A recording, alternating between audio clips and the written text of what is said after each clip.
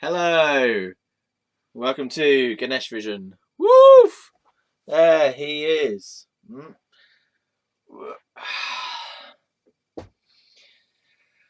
Uh, hello. Hello.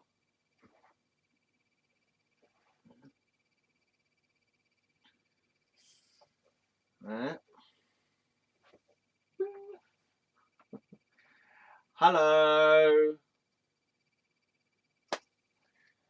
So Ganesh will be our host for this evening, and I will just be listening to him. He's telling me to get on with it. Fine, I'll get on with it. I will replace your head and look like I have massive elephant ears. Wicked. This is wicked. I'm just a floating avatar of Ganesh.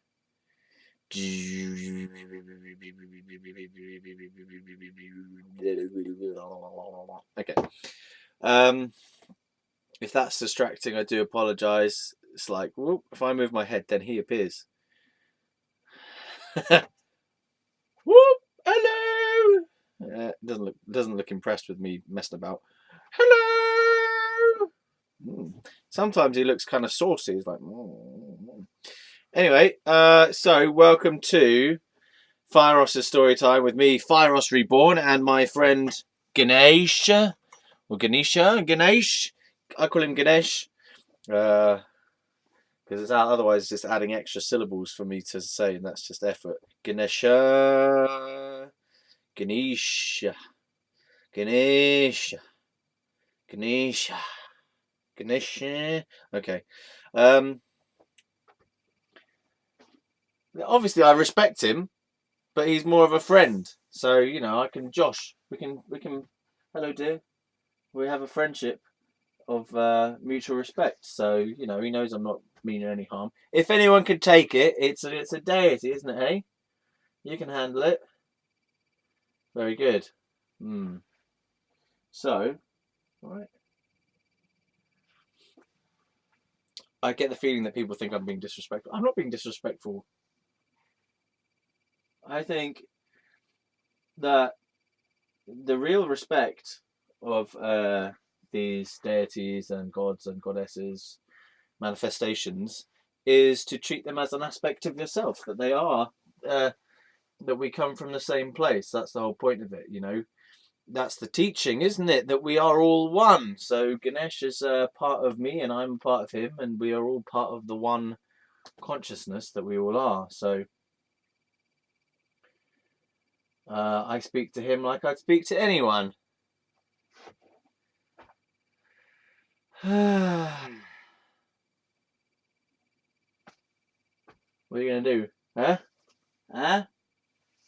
He looks like he's going to shove me with his hand if I get too leery at him. So, we push and pull. We push and pull. We talk. And we have a relationship based on mutual violence. Isn't it? Huh? Sometimes it's like, I've only had him for a while, this rug thing. It's not a rug, what is it? It's a tapestry. They call them tapestries, but really it's just a print on a bit of material. So I haven't fully connected with him, like, for example, how I have with my Buddha statue. But my Buddha statue is being weird at the moment. He's sort of not as responsive as normal.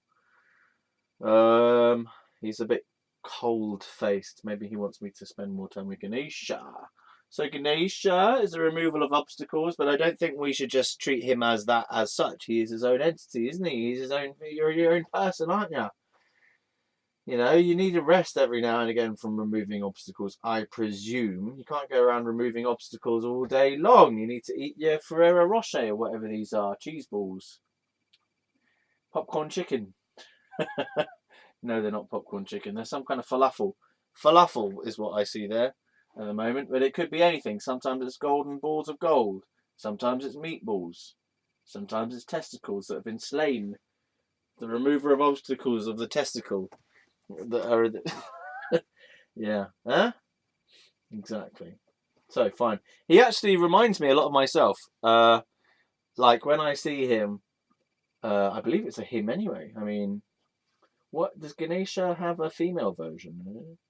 Anyway, when I see him in my room, because I normally have this up in my room, I think, I feel like myself. This is correct.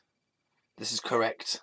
But I would like it if he had different colours, like more colours. He's only got that kind of red and orangey kind of colour at the moment, browny, reddy orange sort of thing. Which is actually nice in a way because I don't normally have these colours. These are very root chakra kind of colours. They're between your sort of between your sacral, your sexy chakra, and your root, aren't they? The root is red and the sacral is orange. So, but this feels very much like root in general. So it's all about being grounded and earthy and responsive to practicalities. Practicalities. I feel he's a very practical sort of person, even though he's chubby. I'm chubby, but I can respond to practical matters as well. So there's two aspects to him as well. So the remover of obstacles in terms of enlightenment. So he removes your mental and emotional obstacles to enlightenment, to feeling at one with all that is and feeling at one with yourself. So you can help cut through that kind of thing, presumably with his little axe there.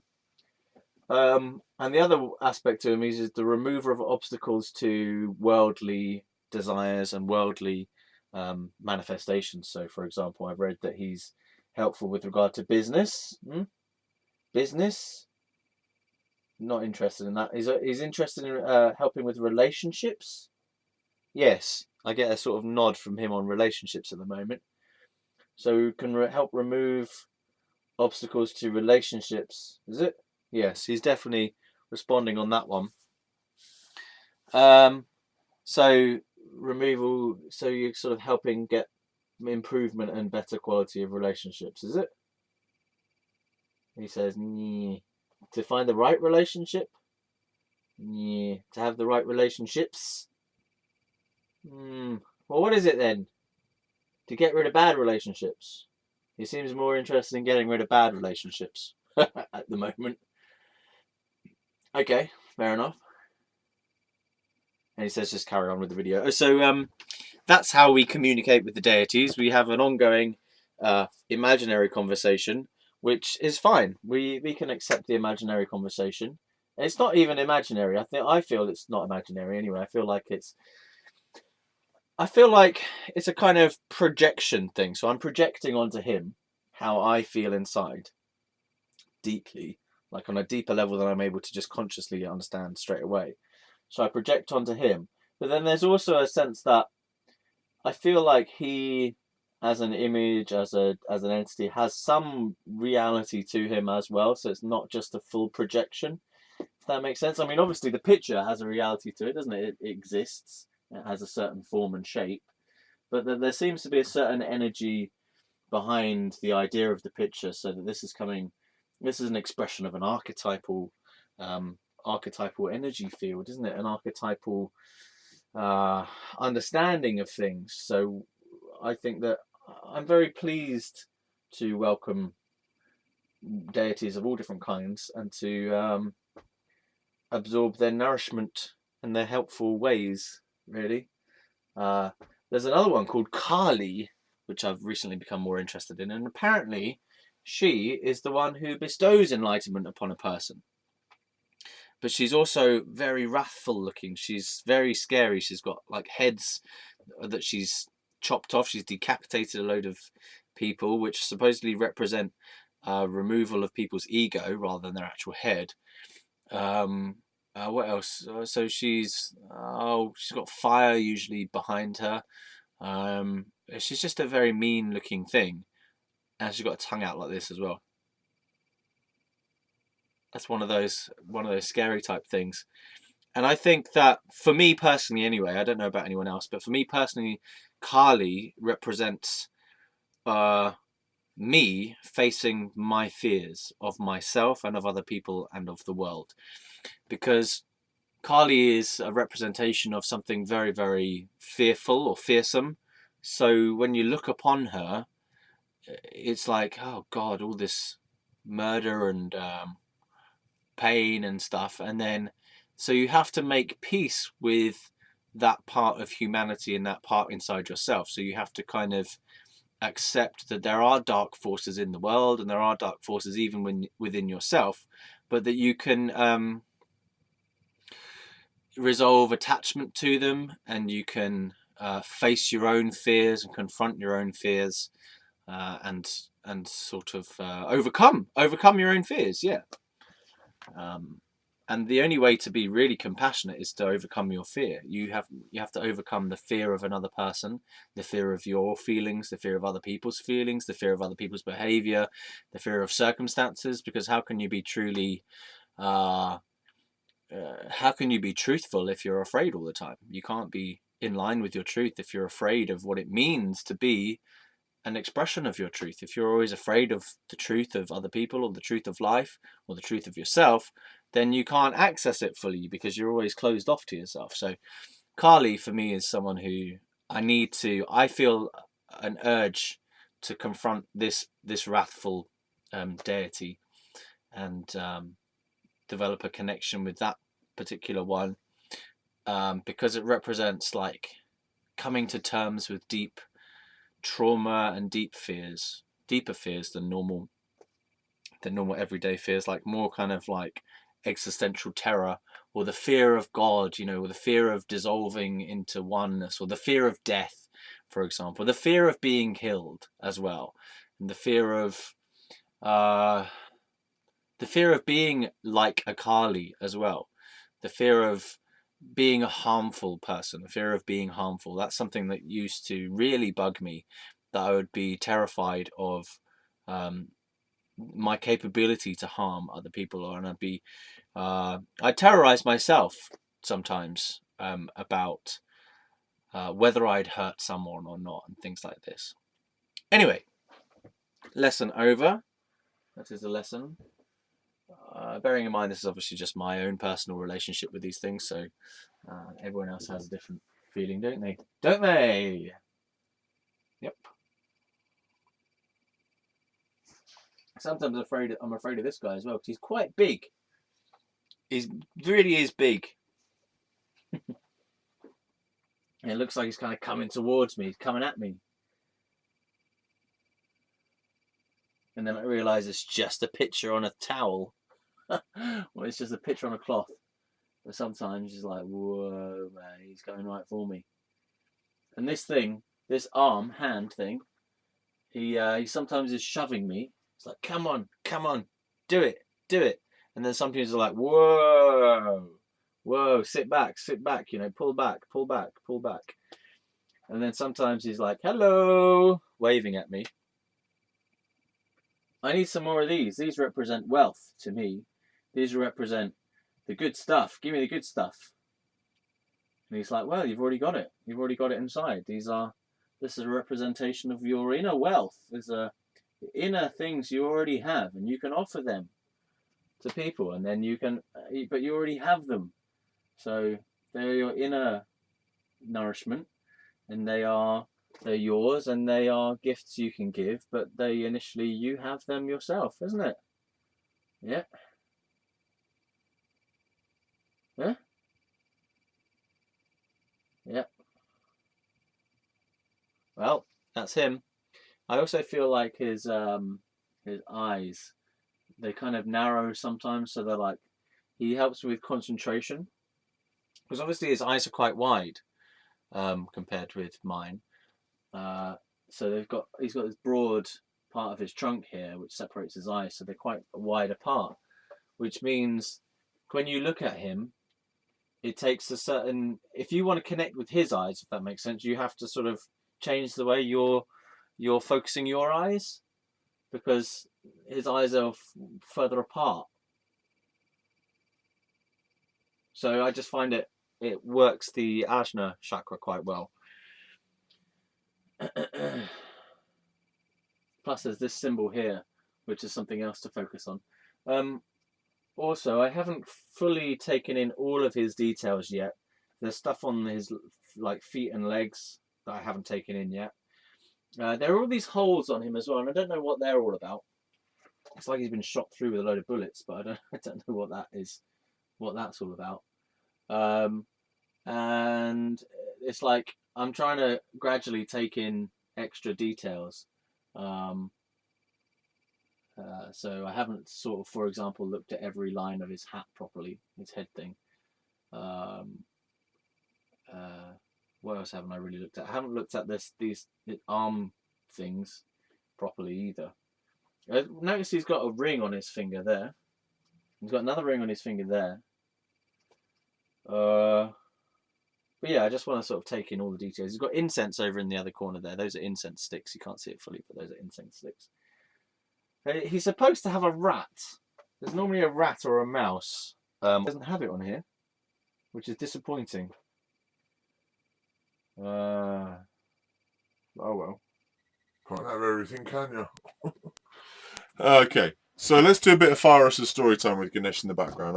It feels a bit distracting, but I'll tune out from it. If you get bored of what I'm saying, just look at him. So, I can talk about... Well, I need to talk about Mr.B still properly. God damn it. And I need to talk about the ward properly as well.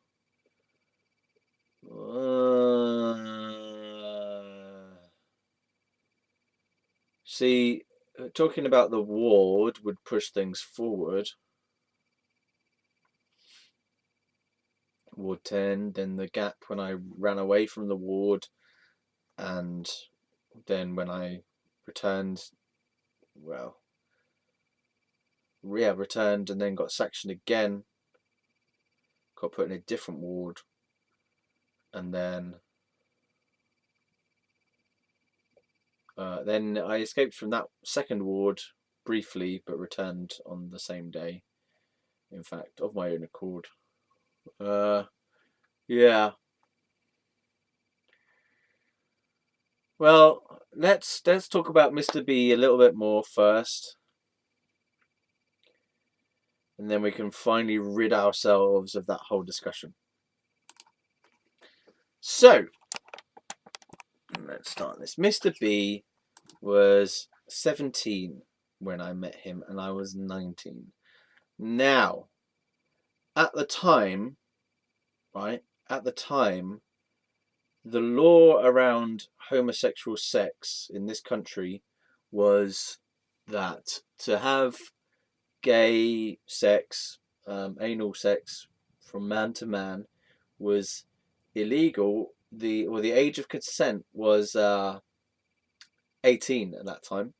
I don't know what it is now, but that did actually play a little factor in our relationship because I was 19, he was 17, right? Now, who fucking cares? Really. But I was a kind of law-abiding person and was aware of the law and was fearful of the law. I was very much afraid of the law and the police at that time. Homosexual sex, age of consent, UK. I think it. I mean, I haven't kept up with it, but I presume it's gone down to 16 now. Yeah. Let's have a look. I swear it was 18 at the time. History.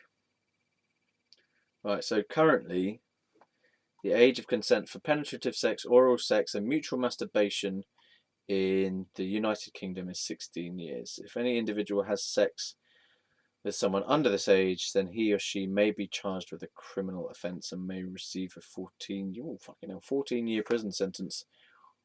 Or if they are under 18, a 5-year prison sentence. Oof.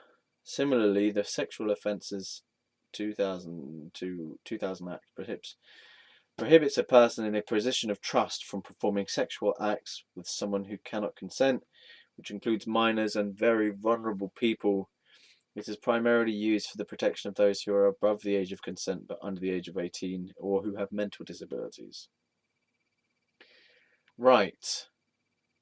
Well, wait a minute. There was something... Gay liberationism. Sorry. Oh.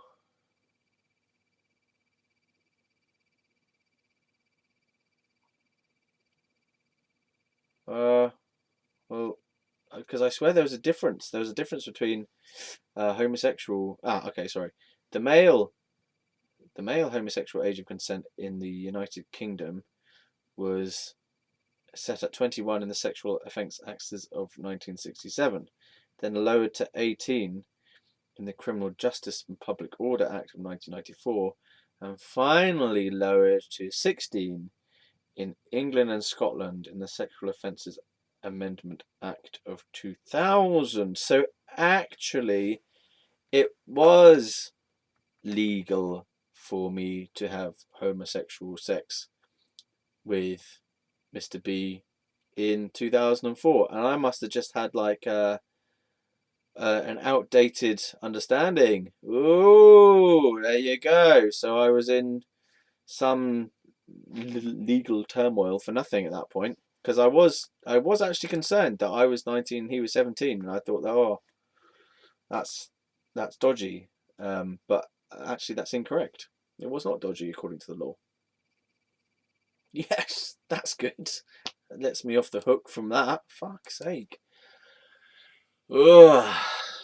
So another aspect of the relationship was I felt older and more mature than him, even though I was only like 2 years older than him.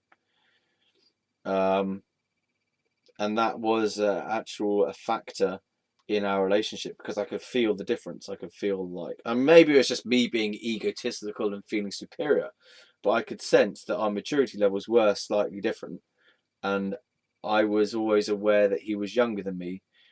At this age, now 32, 2 years is nothing, but at that age it felt like more. It felt like, because I don't know, like he was in college and I'd finished school and was in a gap year. It just felt kind of weird.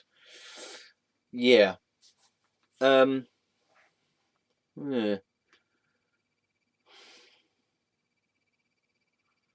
Yeah. It did feel odd. And I remember repeating that to myself actually, like, oh, he's younger than me and it doesn't feel right. The age gap feels different, feels weird. And I remember saying it to him as well, that the age difference does feel like something. And I think that upset him, because he obviously didn't want it to mean anything, but I felt it meant something. I felt that it meant a lessening of compatibility, basically. I felt like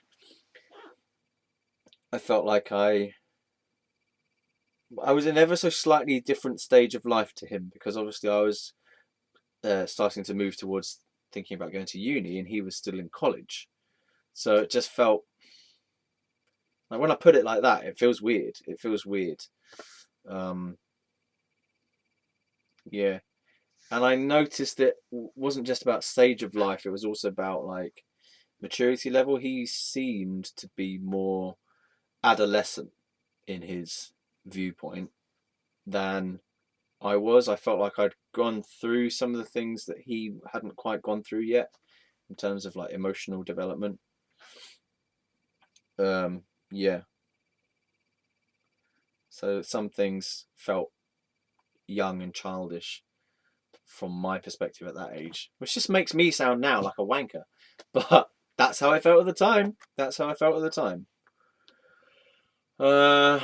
Yeah. And actually, I think that's genuine. I think that's valid to want to have someone who is at the same level of emotional maturity as you, to feel like you're on the same connection, the same page, connected at the same level of emotional growth or development. And I don't think it's wrong or bad to say that another person is not suitable for you because you're not matching on that level. I think it's actually okay to feel like, if you do feel there's incompatibility or a mismatch somewhere, that you don't have to be with someone. Like, what's the compulsion to be with someone who's not right for you? But then at that time, there was more of a compulsion from my point of view. Like, I did feel, as I've mentioned before, desperate. I felt desperate. I felt desperate to be in a relationship. I felt like I couldn't handle being alone. I couldn't handle my own feelings of loneliness. I felt depressed without a partner. I felt I suppose possibly some of it is to do with not having dealt with the loss, the feelings of loss anyway, of Mrs. A. Like, I felt the gap of her being missing and missing her, and then no one else had taken that place. And I suppose it's like a feeling of insecurity as well. And like, it also seemed to mean something socially to me, that I needed a girlfriend socially. I needed a girlfriend because, well, because I'd had one and I had girlfriends fairly consistently since I was like 15 or 16. And so I felt that urge to be with someone else. And as I mentioned before, no one else was forthcoming. I even kind of came onto my bassist, which was, I don't know whether it was misguided or not. I was stoned again. I don't think being stoned is a really wise place to make relationship decisions. I don't think that's a good frame of mind to make relationship decisions. Yeah. I was desperate and I was needy and depressed as well. And I felt like I also had this feeling like if I didn't have a girlfriend, then it automatically meant that I was gay, because of the kind of culture in my secondary school again, that like you needed to sort of support your straight persona by pursuing women, or talking about women and being interested in women, which naturally I would do anyway, but there was also this edge that if you didn't do it, then you're going to be called gay, so you also have to do it even if it is natural. So there's this added edge of always trying to avoid potentially getting some kind of verbal abuse, a homophobic response from other people. So I felt like I was constantly on the lookout for making sure I kept my behaviour in line so that I wouldn't get any homophobic tauntings, if that makes sense. And now that just makes me sound like, well, I already was gay and I was just trying to, keep that to myself. Maybe I was. Oh, this topic sucks so much.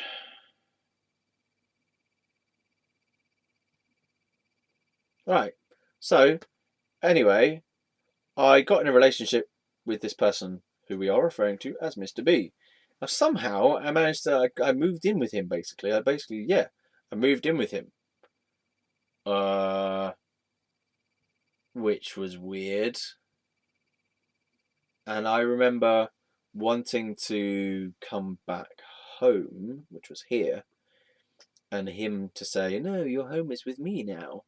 And I was like, well, really, it's not. I mean, and he was saying, "Yeah, you've got to cut your ties with your family." And I was like, it just feels like you're trying to pull me away from my family when I'm not ready to, or I don't want to.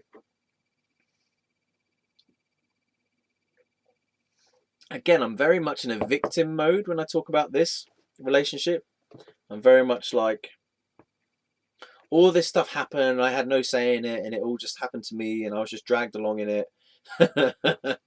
And like, I didn't make any of these decisions myself, and I had no choice, and it was all like guilt tripped into me, and I couldn't have said no at any point. To be fair to myself, though, I didn't know how to say no. That was part of the problem. So like, from where I was in a victim mode. I was in a codependent mode. I was acting like a victim, and I was being swept along as though I had no choice, and I was acting as though I had no choice, even though realistically I did have a choice, but I just didn't feel or know or have the strength to understand that I did have a choice. So I'm gonna let myself off the hook. I'm gonna let myself be a victim. I was a victim. I was a victim of love. I was a victim of codependency, of my own codependency. I was a victim of enmeshment with another person. Like, I couldn't say no to him because I'd gone into this relationship role. Yeah, that had come with all these rules. So there's these rules that you get in relationships, like You can't hurt the other person's feelings. Now, these are just my own ones. They may be resonant for you, they may not be. But so in a relationship, my rules that I'd like, my baggage of rules about being in a relationship are things like you can't hurt the other person's feelings. You have to be nice to them. You have to agree to their wishes or something. Yeah. You must uh, you must kind of do everything as a couple or a partnership or something. What else rules did I have? Somehow I had this rule of you must consult the other person on every single decision. And I don't know whether that was my own rule or that was his rule that he wanted me to. He's definitely wanted me to consult with him on everything that I did, which turned out to be a real fucker because I couldn't ever do anything of my own without him asking me what I was doing, what I was up to, who I was with, like, and I just felt by the end of it, I just felt like I didn't have any of myself anymore. I didn't have any of my own life anymore, and I couldn't. Like, he always had to know everything. He always had to know where I was and what I was doing and how long I was going to be and like who I was with and I just felt like eventually I just felt like I couldn't do that anymore. That I just couldn't have this person like on my case all the time, always on my case. There's no kind of trust or no freedom. There was no freedom, and there was no space. Like I was not allowed to have a night or so at my parents' house because that meant that I didn't love him or whatever, and I couldn't go out and do some busking without him showing up halfway through or having to meet me at the end of it or whatever, you know. I mean, like, I don't know, maybe for you, like, maybe you like that kind of thing. You want to be like constantly connected to someone at all times and not spend much time apart from them. But for me personally, like, I have a kind of trap sensitivity. You know, I get claustrophobic if people are like really on me, trying to spend all the day with me or all the time with me, and like they get insecure and needy if I'm away from them. I can't deal with that because for me it's just like you're cramping onto my freedom really too much. Like, I understand in relationships there's give and take. You know, we both need intimacy, but we both need space as well. We both need our own lives so that we have our own lives and then we have our together life, and our individual lives need to be sort of nourishing as well, because you can't just rely on a relationship to give you everything you need in life, because otherwise you just become like a monster taking from this other person. The other person is trying to take from you. You're trying to take good feelings and take energy and take security and take intimacy and good feelings. Did I say that probably already? Yeah. And so it just becomes like this enmeshment where you're like both trying to get your needs met from another person and both finding that the other person can't give you everything. They can't give you everything you need. So you end up feeling like craving. You feel like you're never getting enough. You're never getting what you want. There's always some kind of blockage or some limitation or some sense of lack, and so you're always trying to somehow get yourself reassured or get yourself feeling back to normal or in a good space. And but because you're kind of constantly craving it, you come to a certain point and it goes into a kind of negative spiral. Like, initially you're happy that you're in love and you do everything together, and that's great, and that's like all new and fresh and vibrant, and you're doing stuff and you're happy that you found this person who understands you. And then you move in or you spend more and more time together, and if you're not already personally fulfilled, self-fulfilled, then you become this needy, codependent type of person who, if they're not okay, then you're not okay, and if you're not okay, then they're not okay. And so it's like this energetic tie with another person so that your emotions just go together all the time. So if one person's down, the other person goes down with them. and like, so it's enmeshment, and you don't have a freedom in that. You don't have a distance where you can actually say, I need some time for me now. I'm going to go do some stuff with my friends, or I'm going to go and I need to go have a walk, without it sending the other person into some kind of massive drama spiral of, oh my God, they don't love me anymore, they're leaving me, you know, oh God, I must have done something wrong, they hate me, you know, and having a whole big ego drama for themselves and a drama about the relationship. Because that's what my relationship with Mr. B was like. If I wanted to do anything of an independent nature, he would cause a big old fuss, like it meant the whole thing was ending. And also, another aspect to it as well was something about his way of relationship was a very all-consuming type of relationship style. So he would always say things like, "Oh, you're my everything. You mean the world to me. You mean everything to me. I love you, blah blah blah, to the ends of the earth," and stuff like this. And I was going like, it just seems off. Just seems like a adolescent. What do you call it? What's that thing when you infatuation, infatuation, infatuation? And I was like, "Nyeh." It felt like, yeah, it felt like he was kind of creeping on me, like his kind of a black sponge of neediness. And the only reasons he was saying those things was because he wanted to hear them in return as well. Um, like, oh, you mean everything to me. Please say it back. And I'm like, and I guess from his point of view, I was a bit of a dick because I was like, well, you know, you don't mean everything to me.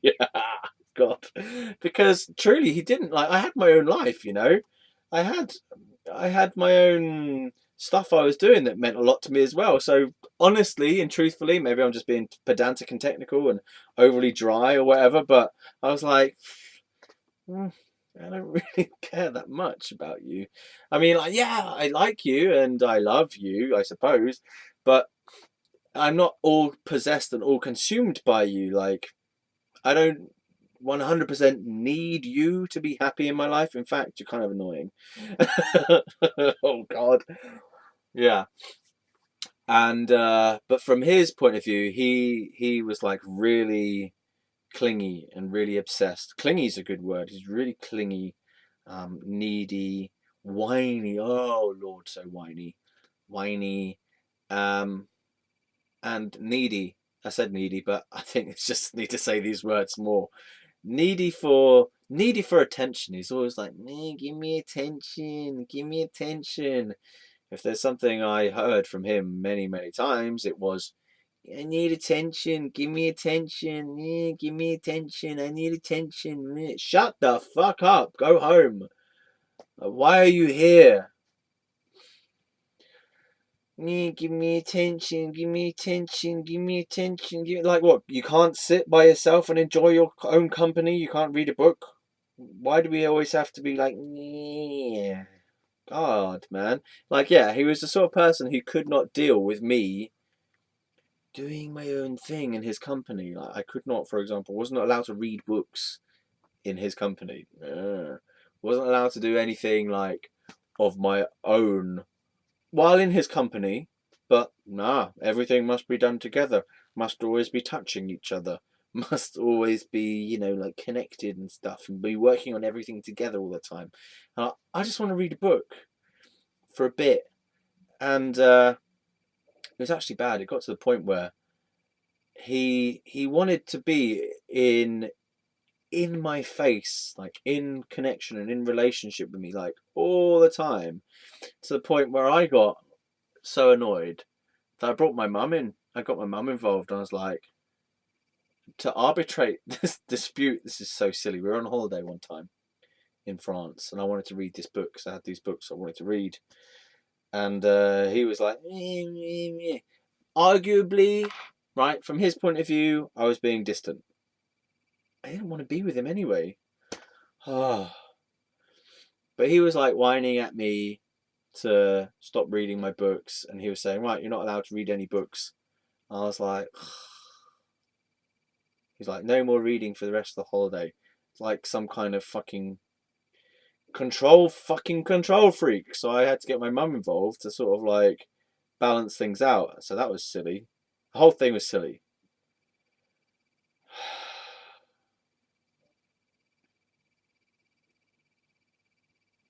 This sounds horrible because this is a human being. This is a person, right? This is not just a kind of like sludge monster, creepy entity. This is a person. But I really felt like this was someone who just I could not get off me like a leech, just like some kind of gnarly like sludge monster that was always like trying to get on me, like yeah, like give me attention. Oh God.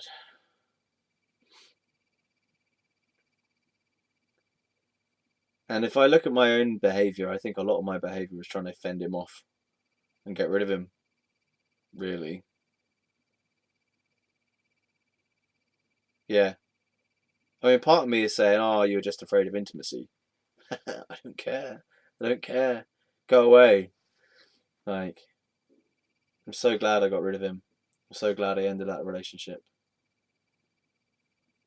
It was better afterwards when we weren't together. We actually had some reasonable, mature conversations. Like, we broken up, and then I saw him a couple of times just as friends to kind of like, what do you call it? Like, sort of like to tie things off, if that makes sense, to sort of finish things off or complete things, and to sort of say goodbye, or to kind of go over the last sort of parts of our relationship, and finish things off would be a good way to put it. So we had a couple of meetups. Like one time he came here and we sat and discussed things, and then another time we went to a park in Datchet and sat and discussed some stuff. And that was pretty much it. Yeah, but those meetups were actually quite genuine, where we would just be expressing our feelings about how things had happened, some apologies and some kind of like truths and whatever, and then parting ways for good. Which I'm glad we did that as well. And it's interesting how like sometimes when you're out of a relationship, you can actually be more yourself. But the relationship itself does something to how you behave. Just this title of we're in a relationship somehow kind of colors your whole response to the other person, that you can't be yourself as yourself. You are a relationship version of yourself. Well, that's how it used to be for me anyway. And later on, I actually decided to break up with that. I broke up with that relationship self. I broke up with that codependent relationship role. It was a relationship role self, basically. So it was like saying things to please the other person, saying things to make the other person feel good about themselves, but also there's a subtle fear of abandonment in all of that as well. Like you do things and say things to maintain the relationship. And it goes beyond just like compromises on decisions. It really is affected. It affects your whole mode of being with a person when you have this codependent self in relationship. It's a relationship role, and I think everyone's relationship role is different, and some people don't have a relationship role, but I think that most people do tend to have a intimate or romantic relationship role that they play. So when you're in a romantic relationship, you take on these, it's kind of like you become this romantic relationship character of yourself. I don't know, however you see romantic relationships and however you want it to be, that's what you suddenly start behaving like that. It's hard to describe. My main one was not being truthful. So not to the point of lying, but like kind of white lies about how I felt or what I wanted. And it would always be like, no, we do what you want. I was kind of nice guy type of syndrome. So it was like, always being nice, the nice guy, being considerate for the other person, and kind of like everything was a relay to the other person. Like, I'm doing this for you, it's for you, or for you, for you, for you. Never like, well, I want to do this actually. It was always like, yeah, I'm doing this for you, or for the relationship, even for us, and like, and what else? And always being kind of complimentary as well, never saying anything negative. There's a kind of embargo. I don't even know if that's the right word. It sounds cool though, isn't it? Embargo. There was an embargo, which I believe is a ban. There was a ban on negative sentiment, so I'm not allowed to say if I didn't like something. I'm not allowed to say if I'm upset. I'm not allowed to say if the person's ugly or is fat. I'm just not allowed to say anything negative, and I'm most certainly not allowed to break up with him. You know, and I'm like, yeah, that's part of the relationship role. It is actually part of the role, though. It's not necessarily part of. It's part of the relationship itself, but it's also part of the role, which it comes with the sort of like avoidance of things to do with breaking up. Like, not allowed to talk about breaking up, not allowed to talk about breakups in general. What else is there to the role of breaking up? Okay, so do things to make sure you don't break up as well. You might say, well, that's just how you know, if you want to maintain a relationship, you have to do certain things to maintain a relationship. Yeah, but the point is that it wasn't a choice anymore. It was at a level where I wasn't even aware of how I was behaving. I wasn't aware that I wasn't being myself, or I started to become aware of it when I realized that I was saying things that were slightly off from how I really felt.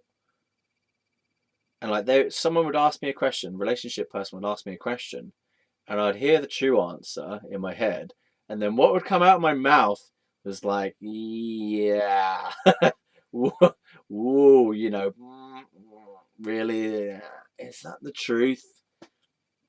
It was the relationship role version of the truth, which was like a kind of limited, very safe version of the truth.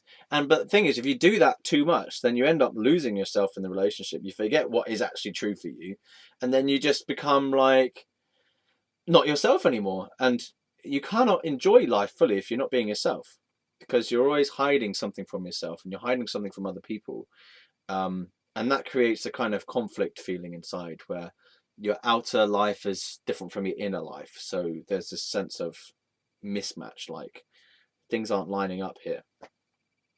Yeah. So there was a hell of a lot of that in the relationship with Mr. B, of role playing in the relationship. Like, yeah, big time relationship roles being played. What else? Mr. B. Well, I want to mention that he had this. I want to mention a couple of things, specific things. So definitely one time, but maybe a few times. Definitely one time. I'll say the one time. He. Where do I start? Okay, let's just list some things. He threw remote control across the room, which scared me because he was angry. I can't remember why exactly. I was doing a meditation on a pillow. I don't know if this is the same time or a different time. I was doing a meditation on a pillow. And whenever I'd get on a meditation pillow and do some meditation, because I wasn't giving him full attention at all times, he... Sorry, the Ganesh thing is distracting me. It makes it look like I've got a halo. Maybe that's intentional. Oh, well, I'll have a halo for a while then. Yeah. So I was having a meditation on a pillow, right? Which was something that I was doing for my own mental health and whatever, and my own Buddhist interest. I was having this meditation, and because I wasn't giving him full, undivided attention at all times, he got all frumpy and was starting like cleaning up really loudly, like as you know, like in a way that says, give me attention, like that same thing, give me attention, and also a certain like resentment, anger to it, like, oh, I can't believe he's just sitting there by himself not giving me attention, and I'm just going to move things around and make a load of noise. Like, you could just tell that he was pissed because I was doing something for myself, or I wasn't. It was just mainly I wasn't being constantly in relationship with him. That it was like a kind of abandonment. He felt like some sort of insecurity because I'm just sat there in my own space, still in his company, but in my own space. So like maybe he felt I was closing him out or something. But that was annoying for one thing. And yeah, so and you're just disturbing me on purpose, and you're being a dick because you feel insecure about yourself, and that's not actually my problem. Okay, so I did some stuff that was probably it's not probably that did wind him up. That looking back, actually I should have just not been with him. But I stayed in touch with Mrs. A, and I would have phone calls with Mrs. A, and I still wanted to get back with Mrs. A while I was with Mr. B, right? And a lot of the first year even of being with Mr. B was I wasn't over Mrs. A.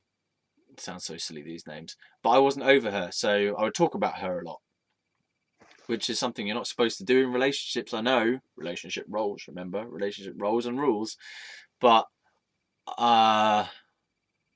that's just where I was, and I wasn't over her, so I was comparing things to my previous relationship, and he wasn't happy about that. But then, really, looking back again, I just shouldn't have been with him. I just shouldn't have been with him at all, because I wasn't over my last person. I wasn't sure I even wanted to be with this person anyway. Plus, he was a dick, and I just wouldn't let myself see it. Partly because I'd fallen into this relationship role pattern, which involved you must do what the other person wants. You mustn't break up with them. It's like a feeling of trapped. I'm trapped by my own sense of commitment.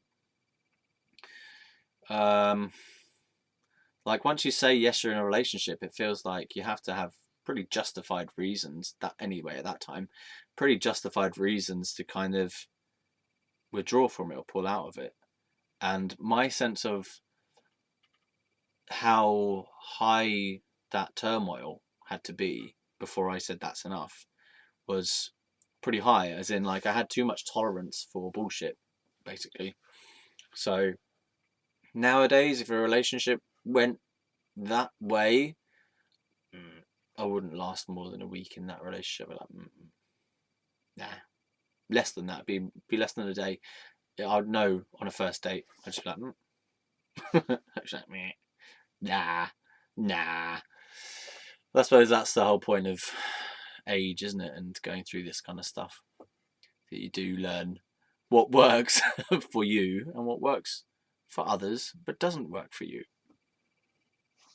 Yeah. All right. So I'm going to round up the video now. So there you go. There's some extra stuff about Mr. B. There is still more to say about him because I haven't really covered it at all. I've barely covered anything about it.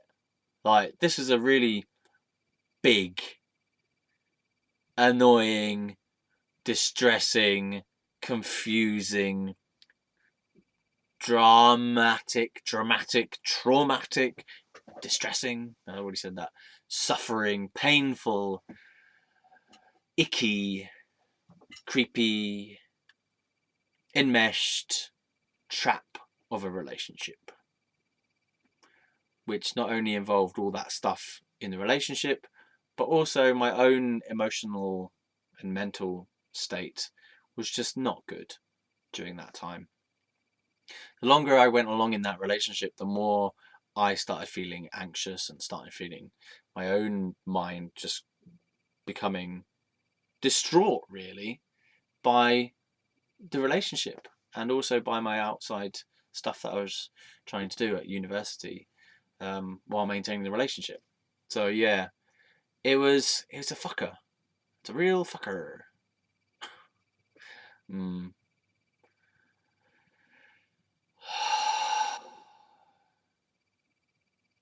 Now, More on that next time.